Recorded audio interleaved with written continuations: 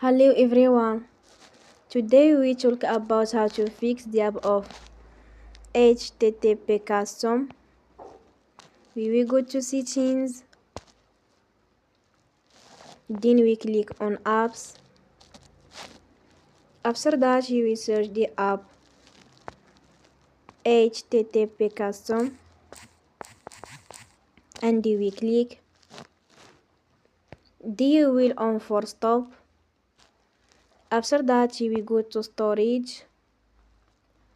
Then we click on clear cache. In the end, turn off your phone and you will recharge your phone again.